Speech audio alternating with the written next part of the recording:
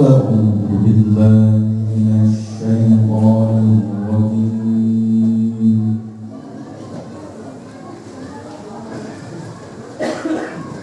بسم الله الرحمن الرحيم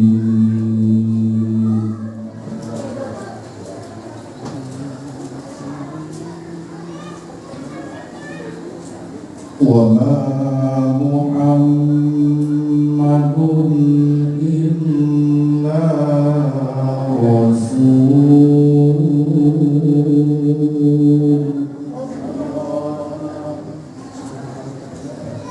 قد خلت من قبله الرسل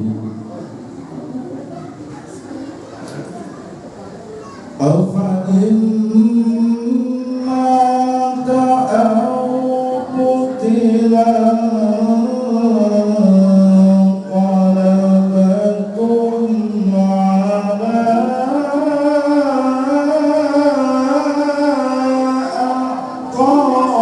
أعقابكم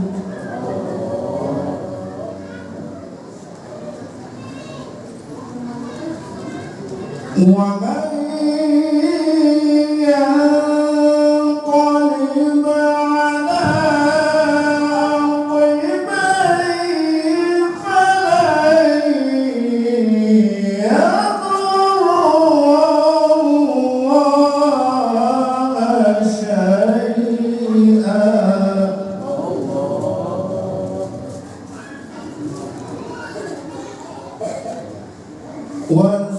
وسيجزي الله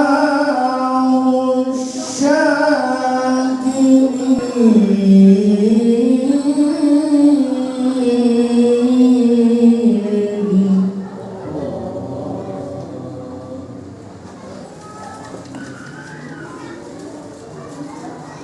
وما كان لنفس أن تموت إلا بإذن الله كتابا مؤجلا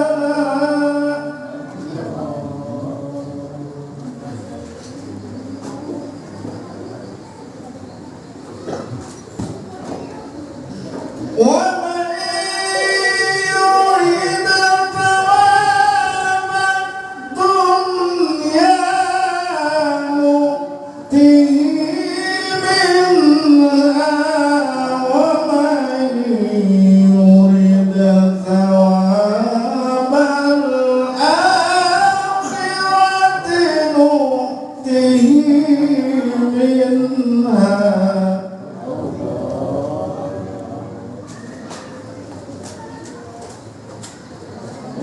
وسنجزي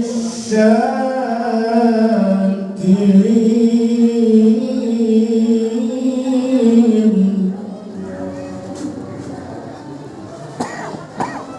بسم الله الرحمن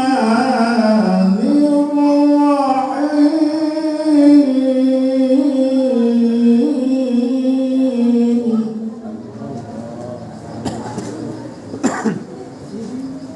لقد كان لكم في رسول الله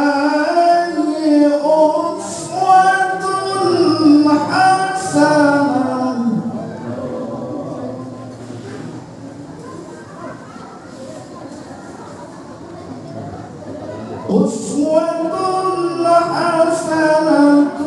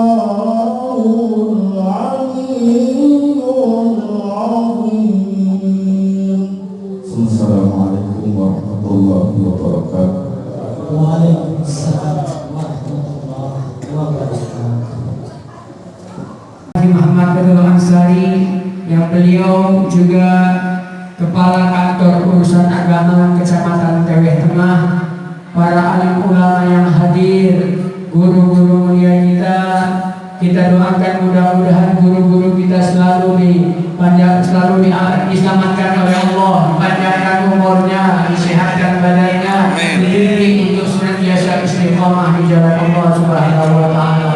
Tokoh-tokoh masyarakat yang hadir, saudara ulun Afina, Bapak. Kalau nikah pengennya maharnya berapa? Maharnya yang sekiranya dia mampu tapi nggak ngerendahin saya juga. Oh gitu. Iya, jadi nggak matokin sih. Yang penting nggak ngerendahin saya. Sebaik-baik perempuan adalah paling murah maharnya. Sebaik-baik pernikahan adalah yang paling ringan maharnya. Perempuan yang paling baik aqalluha mahran, yang maharnya paling murah. Sebaik-baik mahar adalah yang paling mudah. Perempuan yang berkah itu yang sedikit maharnya. Nah, apa perbedaan antara jin, iblis, dan setan? Seram.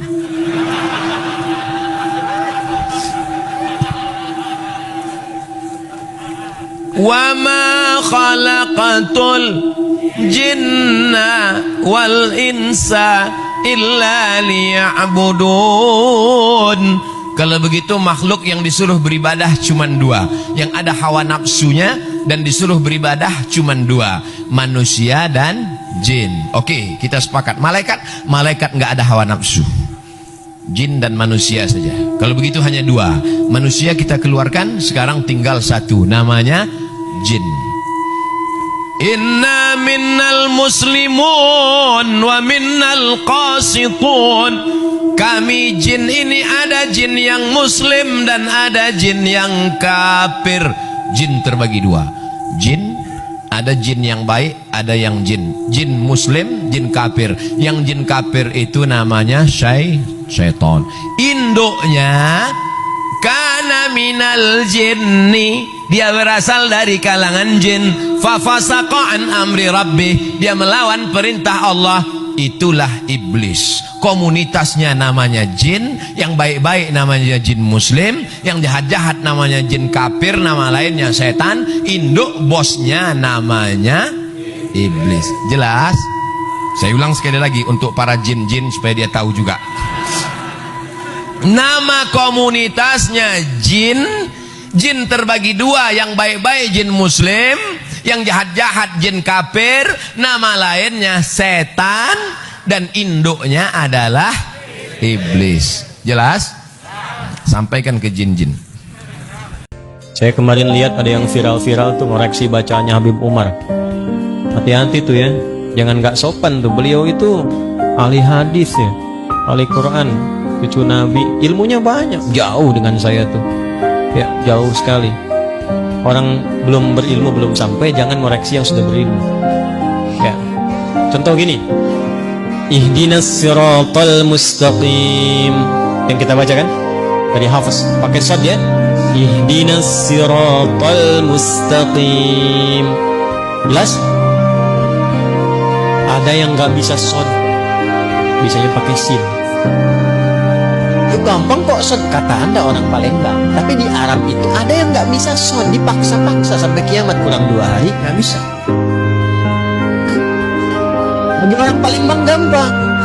Ihdinas siratal mustaqim, shad. Ihdinas siratal mustaqim, sin. Tapi ada lisan orang Arab yang nggak bisa shad, bisanya sin. Shad, sin, shad, sin. Utlubul ilma walau bisin, utlubul ilma walau bisad. Shad, sin. Apa yang terjadi? Turun riwayat pakai sin. Dalam riwayat Warash dan Qalun dari Nafi', ihdinas siratal mustaqim, sin. Apakah merubah makna? Tidak, maknanya sama, cuma cara bacanya beda. Ada yang nggak bisa sin, nggak bisa shad, bisanya zai. Turun riwayat pakai zai, ihdinas siratal mustaqim. Maaf, saya waktu ngaji di Libya, saya ngambil beberapa riwayat. Saya ngambil Hafiz dan sedikit Qalun dari Syekh Dukali. Yang ngambil riwayat Warash dari Syekh Ali Ahmar. Beberapa ambil saya yang lain. Itu guru saya cerita begini. Nah, katanya dulu ada penghafal Quran, dua-duanya hafal Quran 30 juz. Yang satu Hafiz kita baca, yang satu Qalun Libya baca. Yang satu pakai shad, ihdinas siratal mustaqim. Yang satu pakai sin, ihdinas siratal mustaqim. Dia ngaji pada guru yang sama, cuman baru ngambil satu riwayat. Tapi yang jadi masalah, dia mengklaim itu yang paling benar. Kamu sama kawannya, kamu salah, harusnya pakai shad. Yang sin bilang, ente yang lupa baca, harusnya pakai sin. Akhirnya dua-duanya sepakat, kita datang ke guru kita tanya mana yang benar. Gurunya bijak sekali. Kata syekhnya, ya bunayya iqra, anakku baca. Kata yang pakai shad, ihdinas siratal mustaqim. Hasbuk, cukup. Ente iqra, kamu baca. Dia baca pakai sin, ihdinas siratal mustaqim. Hasbuk, cukup. Nah, kalian berdua antuma muftian, kalian berdua salah. Yang benar itu ihdinas siratal mustaqim. Hafizai. Gurunya pengen bilang, kalaupun merasa sudah pintar, jangan suka menyalah-nyalahkan orang. Karena boleh jadi orang yang disalahkan itu punya alasan juga. Yang ada itu pelajari apa yang dia praktekkan, cari tahu.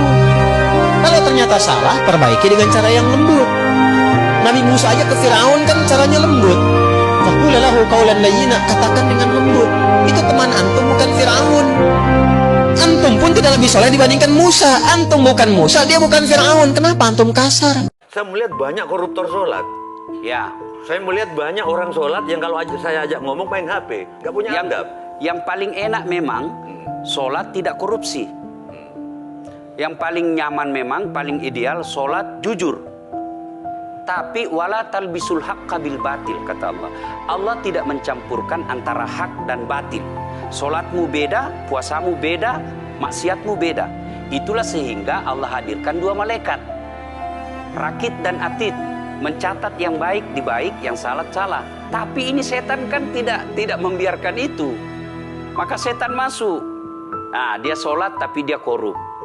Tapi Allah Maha Adil, maka ditimbanglah nanti mana yang lebih banyak, kebaikanmu atau keburukanmu.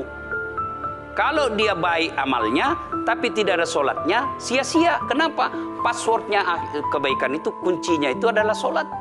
Orang yang sholat berjamaah dibanggakan kepada para malaikat Raqib, Atid, Munkar, Nakir, Kiraman, Katibin, Israel, Mikail, Israfil, dan malaikat-malaikat yang tak ada nama. Maka nanti malaikat Munkar Nakir manakala kita mati, dia tengok, ini siapa Munkar? Kata Nakir, inilah yang dulu selalu kita tengok dibanggakan Allah. Oh, kalau gitu tak usah kita tanya lagi. Setelah dia meninggal dunia, sahabat tak sanggup untuk menetap di kota Al-Madinah Al-Munawwarah. Di antaranya Bilal bin Rabah. Bilal meninggalkan kota Al-Madinah Al-Munawwarah. Bilal pergi ke Damaskus, Suriah. Dia merasa tenang di sana. Karena kalau dia tetap juga berada di Madinah sebelum azan, dia akan mengetuk pintu. Setelah pintu diketuk, maka Nabi akan mengatakan, aqimis shalah, iqamatlah wahai Bilal. Dia tak sanggup untuk mengumandangkan azan, karena nanti kalau selesai azan dia akan iqamat.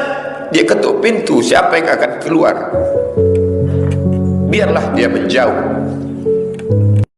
Ada orang baru nikah sebulan pengen cerai. Dulu saya punya saudara. Ini jadi pelajaran ibroh buat kita semua. Nikahnya ta'aruf, perkenalan. Ya, perkenalan. Cuman dalam waktu berapa minggu langsung akad nikah. Begitu sebulan baru nikah, istrinya dipulangin ke rumah orang tuanya. Begitu usut punya usut, kita ngadain pertemuan keluarga, kan dimediasi. Ditanya, masalahnya apa? Kok baru nikah 1 bulan udah dipulangin ke rumah orang tuanya? Masalahnya katanya gara-gara kulit istrinya tidak sesuai ekspektasi. Allahu Akbar.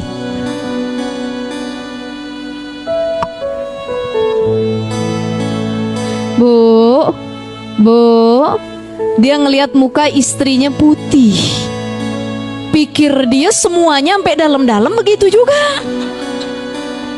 Allahu Akbar. Ya, ini kan apa nggak cocok sebenarnya ya. Maka ketika kita nikah itulah rahmah, rasa saling penerimaan. Mau gimana pun bentuknya, modelnya, tingkahnya, nih istri saya, ini suami saya yang terbaik dari Allah Subhanahu wa ta'ala.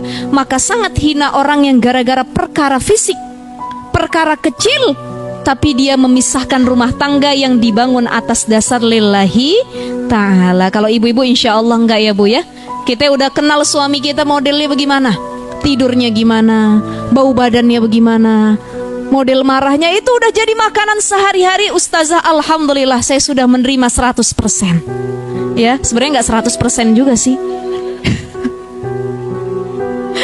Kalau ditanya, ini kita kalau ditanya ya. Ya namanya kita baru ketemu aib orang lain, apalagi pasangan ya. Ketemu aib temen aja kita kadang-kadang susah menerima. Apalagi pasangan yang tiap hari hidupnya bareng sama kita. Kan nggak bisa ganti orang tuh Bu. Betul nggak? Ya pernikahan itu kan nggak kayak ta'aruf. Ya kalau kita nggak cocok ya udah deh diakhirin ta'aruf sama yang lain, enggak. Gara-gara nggak cocok ya udah cerai aja deh, pengen cari yang lain, pengen cari yang begini, nggak bisa. Pernikahan itu adalah bagaimana kita mampu 100% menerima.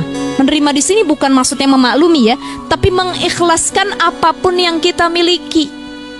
Kita hobi ngedrakor, nonton opa-opa Korea. Boleh nggak Ustazah? Ahli ngaji juga tapi ahli drakor juga. Boleh aja kalau sekedar hiburan. Tapi kalau nonton drakor akhirnya jadi halu luar biasa, itu yang nggak boleh. Dia nonton opa-opa Korea ganteng, dia bayangin ya Allah kalau suami saya modelnya kayak begini gimana.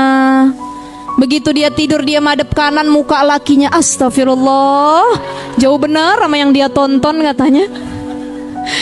Ini halu yang membuat dia tidak bersyukur dengan apa yang dimiliki. Nggak boleh, nggak boleh. Tapi kalau sekedar hiburan, boleh. Hari ini cara pandang manusia berbeda. Ini urusan saya. Urus saja surgamu, biar ku urus nerakaku. Nerakaku bukan nerakamu. Begitu lantangnya manusia-manusia sombong. Bukan ajaran Islam. Islam bukan sekedar sholat. Islam bukan sekedar puasa. Islam bukan sekedar haji dan umrah. Islam amar ma'ruf nahi mungkar. Sekali lagi Allah ingin bercerita kepada manusia bahwa mudah bagi Allah melenyapkan makhluk-makhluk yang sombong, yang merasa diri gagah perkasa, manusia yang terkena penyakit amnesia, terlupa bahwa dia hanyalah makhluk, paru-parunya ciptaan Allah, udaranya titipan Allah, hembusan nafasnya dan tarikannya semua atas kuasa Allah. Mestinya dia berkata la haula wala quwata illa billah. Datang lagi satu penguasa berkata, kami yang paling banyak jumlahnya di atas dunia, kami yang bisa menguasai alam semesta. Mana itu Tuhan? Mana itu Tuhan? Tidakkah kita melihat ucapan mereka sama seperti ucapan Fir'aun, yang keluar dari mulut mereka sama seperti yang keluar dari mulut Namrus? Mana kuasa Allah? Allah mengirimkan bakteri-bakteri kecil, kuasa itu pun roboh, hancur berkeping. Mau nggak kita berjuang bersama-sama, tapi bukan dari nol. Karena kalau dari nol itu kan pom bensin. Jangan mau dari nol, udah sukses nanti sama orang ya Bu ya. Betul ya? Tapi gini bahasanya, maukah engkau berjuang bersama-sama, baik ketika susah maupun ketika senang? Aku akan bertanggung jawab jadi imam yang baik gitu. Gimana tapi ya, Bang? masalahnya gini Kak, ya kan, niatnya udah ada, tapi nggak punya keberanian. Keberaniannya. Jadi laki-laki yang serius adalah laki-laki yang langsung mendatangi ayahnya. Jangan kejar cinta si doinya, tapi kejar cinta sang pencipta dan orang tuanya. Oh, gitu ya.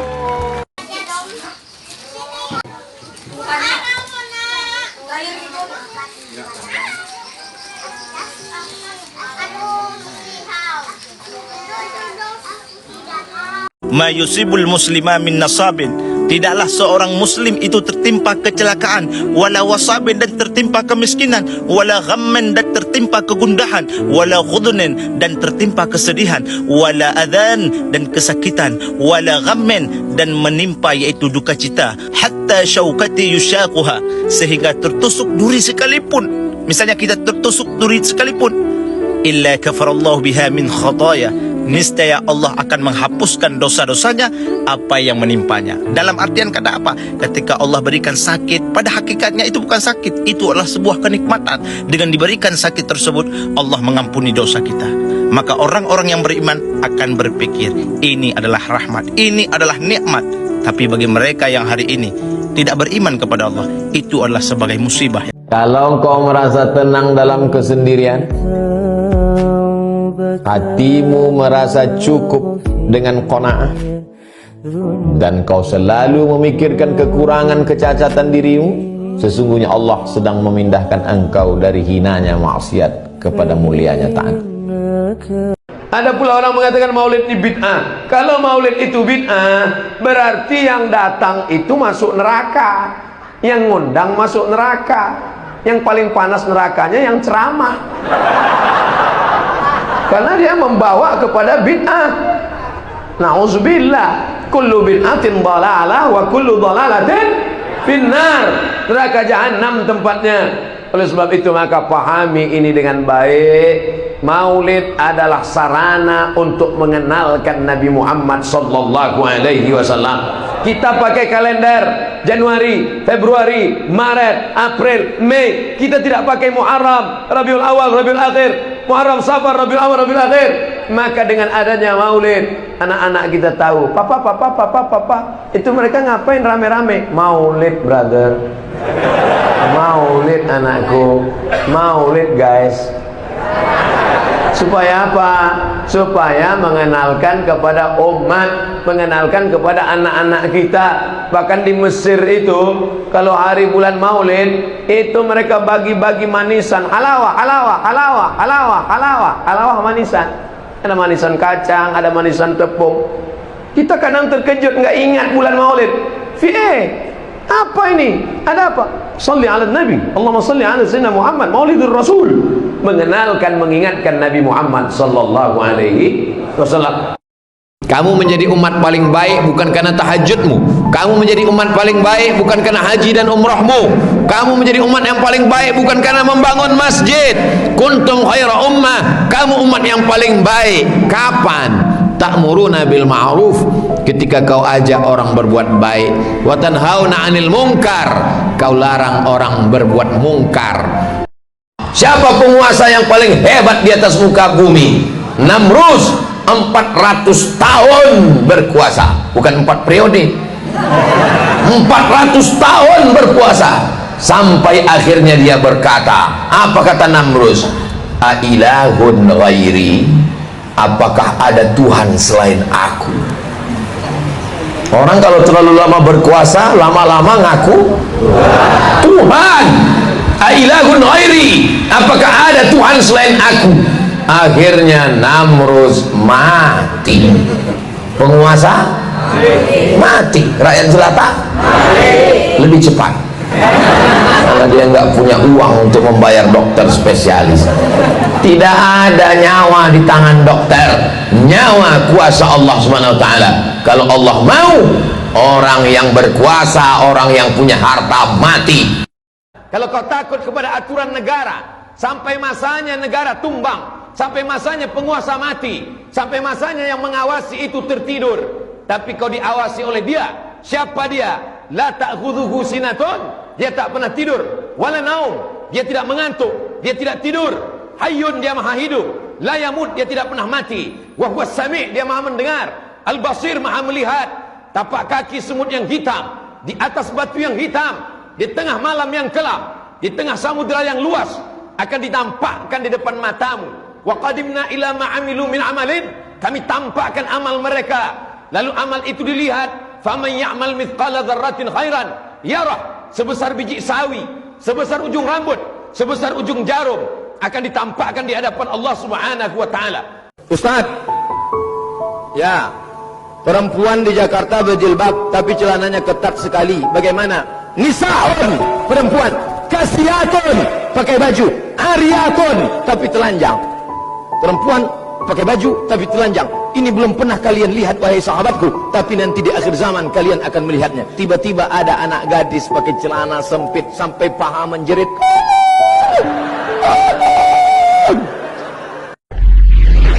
Apa yang diciptakan Allah pertama kali? Apa yang diciptakan Allah pertama kali, Pak Ustaz? Kata orang, tarekat yang pertama diciptakan adalah Nur Muhammad Saya tak berani bicara tarekat kalau tidak bertanya pada orang tarekat. Maka orang tarekat pun yang alim, jangan yang jahil. Orang tarekat yang ahli hadis jarang. Ada ahli hadis tidak tarekat, ada orang tarekat tak ahli hadis. Datang ke Pekanbaru, ahli hadis dan tarekat. Namanya Syekh Muwaffaq, tarekatnya Syaziliyah. Pernah juga mengambil Qadiriyah, ada juga mengambil ijazah Naqsyabandiyah. Jadi tarekat dia banyak, tapi yang dia ijazahkan di masjid ini itu zikir Syaziliyah dari Imam Abul Hasan Asy-Syazili. Maka saya jumpai dia langsung di kamar hotel Pangeran. Syekh, saya mau nanya banyak masalah nih, takutnya di masjid nanti tak sempat orang banyak. Di masjid orang banyak bukan nanya, minta foto. Banyak pertanyaan. Di antara yang saya tanya tentang hadis Nur Muhammad. Kata dia, ya ibni, wahai anakku, hadis tentang Nur Muhammad ini tidak sahih. Itu yang berkata Syekh tarekat Syaziliyah, mursyid dia bukan khalifah, dia sudah sampai pada tingkat mursyid. Ketika mursyid tarekat Syaziliyah di Suriah meninggal, beliau yang diangkat sebagai pengganti. Tapi dia tak bisa hidup di Suriah karena dia berlawanan dengan Bashar al-Assad, maka dia pindah ke Turki sudah 5 tahun. Syekh Muwaffaq, mursyid tarekat Syaziliyah, tentang hadis Nur Muhammad. Kata Syekh Yusuf Qardawi dalam Fatawa Muhasirah, maka yang pertama kali diciptakan Allah hadis sahih adalah qalam. Al-qalam, qalam artinya pena. Nun wal qalami wa ma yasturun. Al-qalam, yang pertama kali diciptakan qalam. Kata Allah, hai qalam, uktub, tulislah.